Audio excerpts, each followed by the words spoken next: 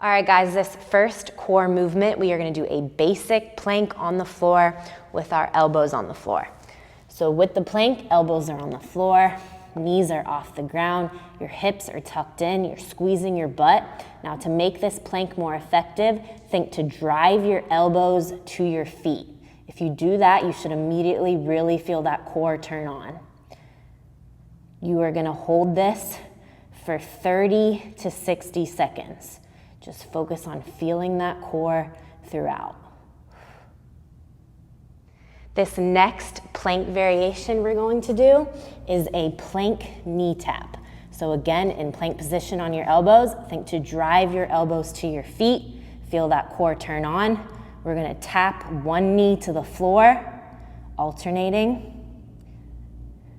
Keep that tempo slow, just feeling that core turn on. Nice control. You're gonna go 30 reps, 15 reps on each knee. Again, make yourself feel that core. Keep driving your elbows to your feet.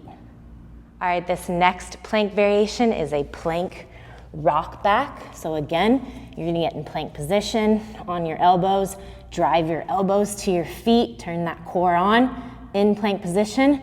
Then you're gonna shift your weight back.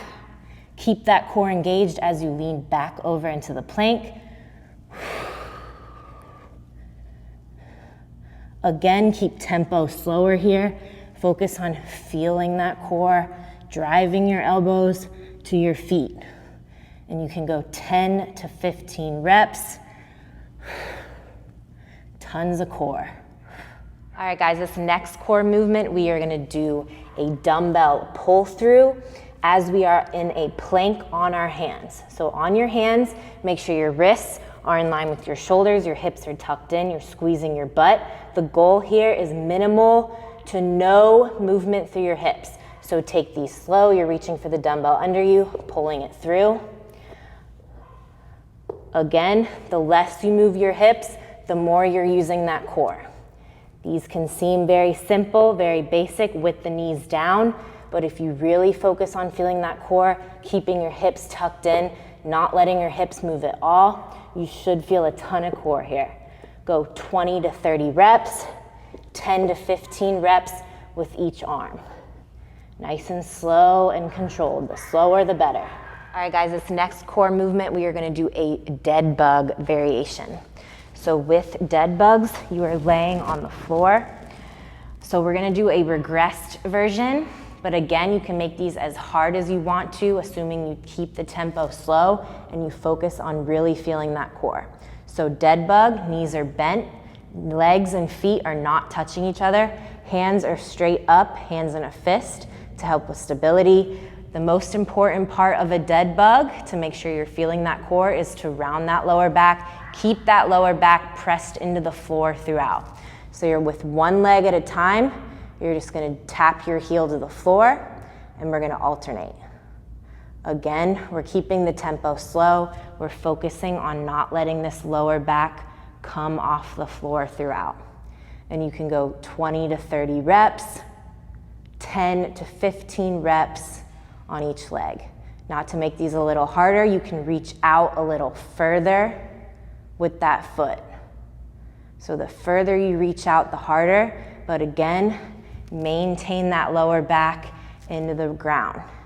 If your lower back is popping up at all, then keep your strides smaller. 20 to 30 reps, 10 to 15 each leg, all core.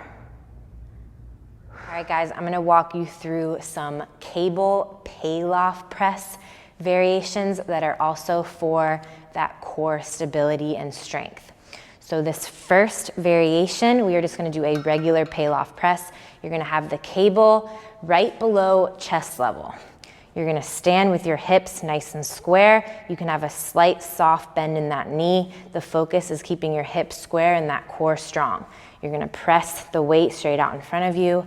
Keep this tempo slow. Keep the weight relatively light.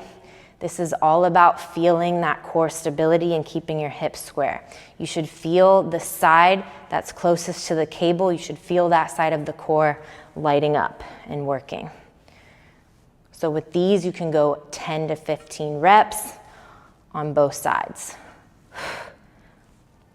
The next variation is a Pallof press with side steps. So you'll take 3 small steps away from the cable, 3 steps back. Keep the steps slow. Keep your hips square. Again, you should feel that side of the core closest to the cable, stabilizing you. And you can go 10 reps on each side here as well. And then the last one is a rotation. So your arms stay locked in front of you. You're rotating through the core. And you can go 10 reps on each side here as well.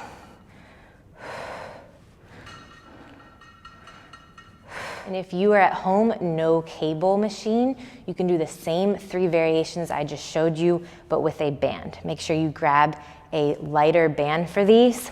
So the first one is just a regular Pallof press. Your hips are nice and square.